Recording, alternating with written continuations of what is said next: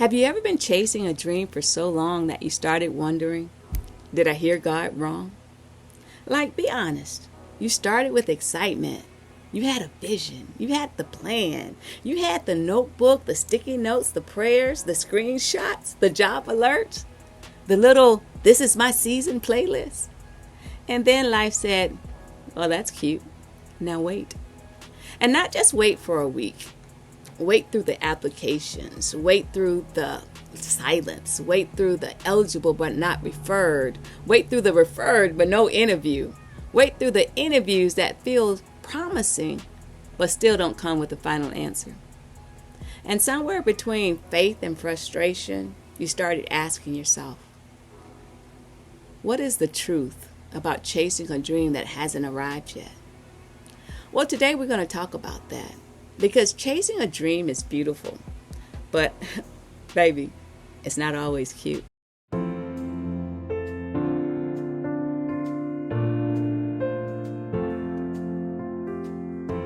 Welcome back to Waves of Change. I'm Vanessa, and on this channel, we talk about reinvention, wellness, relocation dreams, career pivots, faith, and what it really looks like to build a new life while still living in the middle of the old one.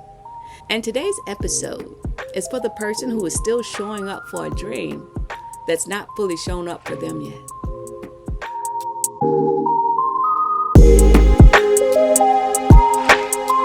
So let me tell you a little story.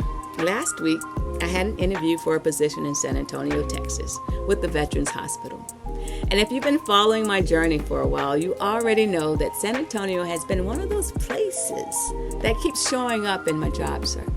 It's not Mauritius, it's not Europe, it's not Germany where my family is right now, but San Antonio has been sitting there like one of those options in the corner saying, don't count me out. And honestly, that's part of the dream chasing journey that nobody really talks about. Sometimes the dream doesn't arrive in the package you expected. Sometimes the next step doesn't look like the final destination. Sometimes God doesn't hand you the full blueprint. He just hands you the next door. And you're standing there like, Lord, I asked for international relocation and you sent me Texas. Now listen, I love Texas, don't get me wrong. I'm not throwing shade at San Antonio. San Antonio has history, culture, opportunity, and some good food too. So don't come for me in the comments. What I am saying is this. When you're chasing a dream, you have to learn how to recognize movement, even when it doesn't look like arrival. Because sometimes we get so focused on the final destination that we miss the fact that we're still being positioned.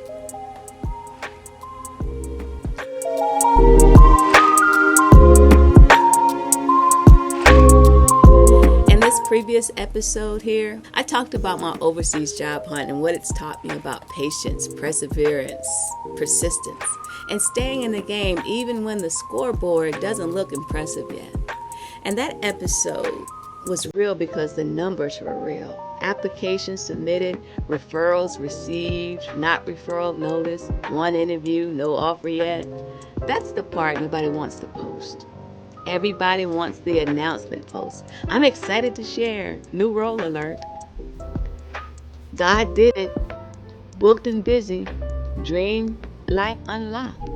I love those posts. I will clap for you. I will comment. I will put those little praise hand emojis.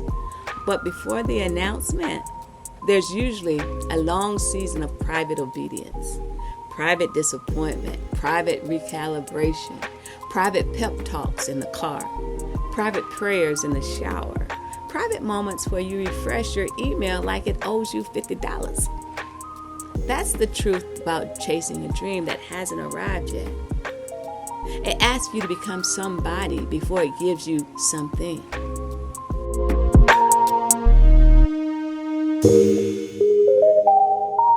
Let's talk about that word, delayed. Because delayed dreams can make you question everything. You start asking, am I too old for this? Did I miss my window? Should I just be grateful and stop wanting more? Am I being unrealistic? Is this ambition or is this discontentment? Is this faith or am I just being stubborn? And man, those questions can get really loud, especially when you're in midlife. Because starting over at 25 has a different soundtrack. At 25, people call it exploring. At 35, they call it growth. At 50 plus, people start acting like you're supposed to sit down somewhere, drink your tea, and be grateful that you made it this far. Yeah, I am grateful, don't get me wrong. But gratitude does not mean you stop growing. Gratitude does not mean you stop dreaming. Gratitude doesn't mean you bury your desire just because somebody else is uncomfortable with your courage. Sometimes the dream hasn't arrived yet because you're still being stretched enough to hold it. And stretching doesn't always feel spiritual. Stretching feels like rejection. It feels like delay. It feels like applying again and again after you said you were tired of applying. Hello. Sometimes stretching feels like walking into another interview with confidence, even though the last few doors didn't open. And that's where I found myself last week with that San Antonio interview. Not desperate, not defeated, not pretending I didn't care, just present. Present enough to say, this may be the door, and if it's not, I'm still proud of myself for knocking.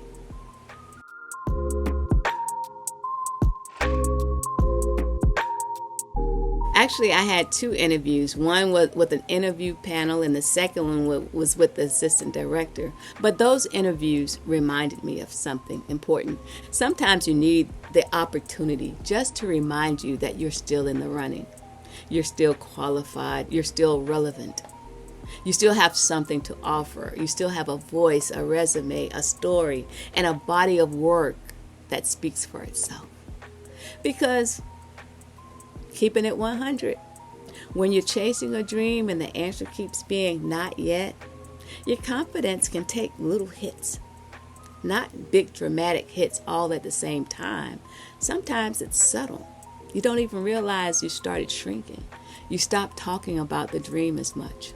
You downplay it. You say things like, well, we'll see. I'm just applying. I don't want to get my hopes up. I'm trying not to think about it. And I get it. I'm right there with you. That's self-protection. Because hope can feel risky when disappointment has been sitting too close. Ooh. But those interviews reminded me that hope is still allowed. Even when the dream hasn't arrived yet, especially when the dream hasn't arrived yet. Hope is not foolish just because the timeline is unclear.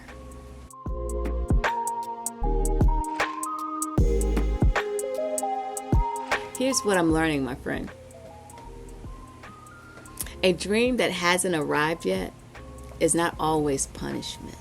Sometimes it's preparation. And I know we hear it all the time, but let's sit with that for a second. Because preparation is not just about skills. Sometimes preparation is emotional. Can you handle uncertainty without spiraling? Can you handle visibility without shrinking? Can you handle rejection without making it your identity? Can you handle success without sabotaging it? Can you handle a bigger room or bigger title, a bigger assignment, a bigger platform, a bigger responsibility? Because sometimes we ask for elevation, but we don't realize elevation requires regulation. We can't enter every room with old panic. You can't carry every new blessing with old insecurity. You can't keep asking for the dream while refusing the development that makes the dream sustainable. And that's uncomfortable. Because sometimes the dream is not waiting on the world. Sometimes the dream is waiting on our nervous system to catch up with our calling. That one might be for me.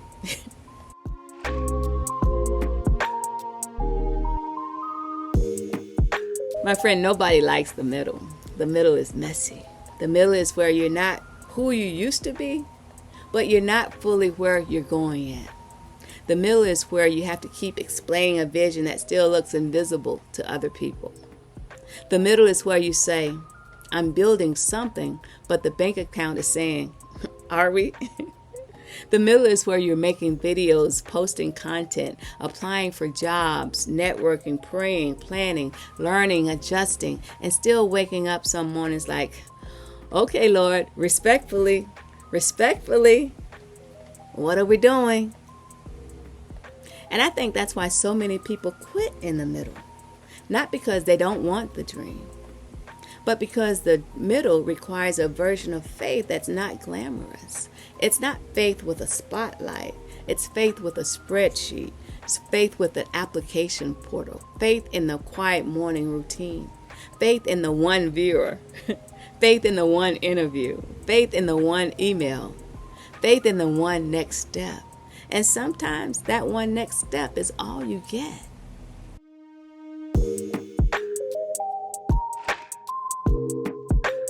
So chasing this dream has taught me that I'm more resilient than I thought.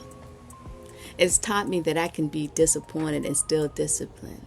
I can feel tired and still take the next action. I could be uncertain and still be obedient. It's taught me that I can have questions and still have faith. And maybe that's the point. Maybe the dream is not about relocation. Maybe it's not just about the next job. Maybe it's not just about San Antonio, Germany, or Mauritius, or wherever the next door opens. Maybe the dream is also about becoming the woman who no longer needs perfect circumstances to move forward. A woman who can build in the waiting. A woman who can grieve and grow at the same time. A woman who can say, this is not here yet, but I'm still here. And as long as I'm still here, I'm still in motion. That is powerful. Because arrival is wonderful, y'all, but endurance is what changes you.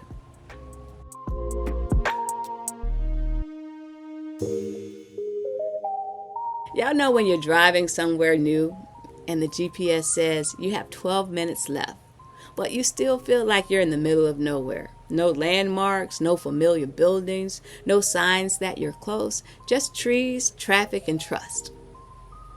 Then suddenly you turn one corner and there it is. Ta-da! The place you were trying to get to. That's how dreams can feel. You may be closer than you think, but because you can't see the final turn yet, you assume nothing is happening. But things may be aligning in the ways you can't see yet. Your name may be in rooms you don't know about. Your resume may still be under review. Your interview may have planted seeds. Your consistency may be building credibility. Your content may be reaching the right person slowly. Your healing may be creating capacity. Your waiting may be producing wisdom. Just because you can't see movement doesn't mean movement isn't happening. Roots grow underground before anything blooms above the surface. And I know that sounds like a quote you see on a coffee mug, and I say it all the time, but it's true, friend. It's true. The strongest things are often being formed in hidden places. And that brings me to today's spiritual anchor, a familiar one that I go to all the time.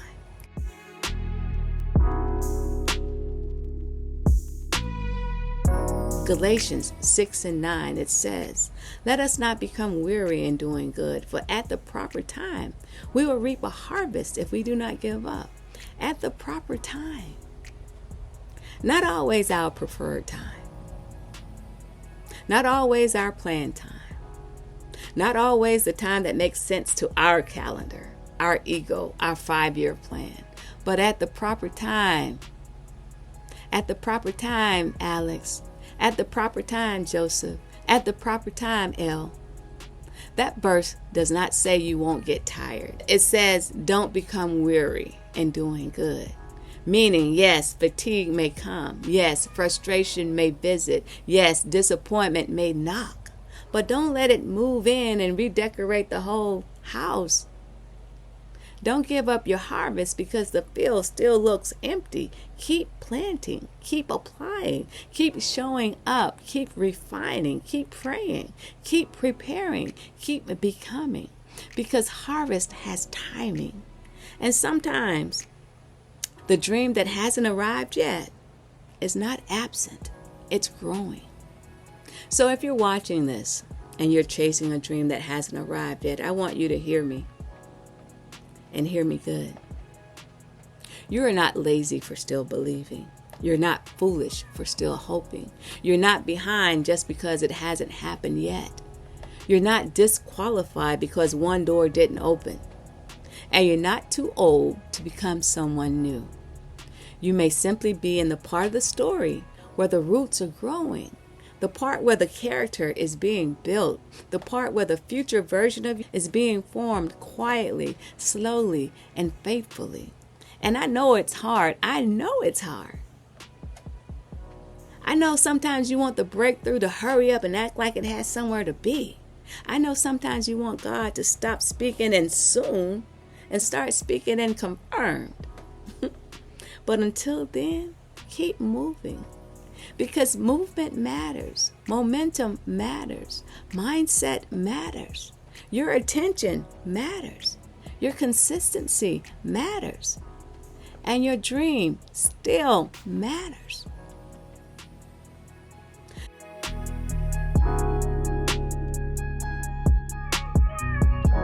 So here's the truth about chasing a dream that hasn't arrived yet. It will stretch you. It will humble you. It will reveal your impatience. It will expose your fears. It will make you question the timeline. But it will also build your courage. It will deepen your faith. It will sharpen your discernment. It will teach you how badly you really want it. And it will show you that the person you become while chasing the dream may be just as important as the dream itself. So no, I don't have the final update from San Antonio yet. I don't know if that door will open, but I do know this. I showed up, I interviewed, I stayed available, I stayed faithful to the process, and I'm going to keep going. Because the dream may not have arrived yet, but neither have I. I'm still becoming. And maybe you are too. Before we close, I have a journal prompt for you. Get your paper, get your pen, or whatever you need to write with. So our journal prompt for today. What dream are you still believing for, even though it hasn't arrived yet? And what is this waiting season teaching you about who you're becoming? Sit with that. Write honestly. Don't just write about the outcome you want. Write about the person this season is shaping you to become. Friend, if this episode spoke to you, go ahead and like this video, subscribe to Waves of Change, and share it with somebody who's still holding on to a dream that hasn't shown up yet. And drop a comment below. I'm still becoming. Because sometimes we need to remind ourselves and each other that the dream may be delayed, but we are not done yet. Thank you for being here with me on Waves of Change. I'm Vanessa. And until next time, remember, you're never too late, and your peace is never too far. Bye now.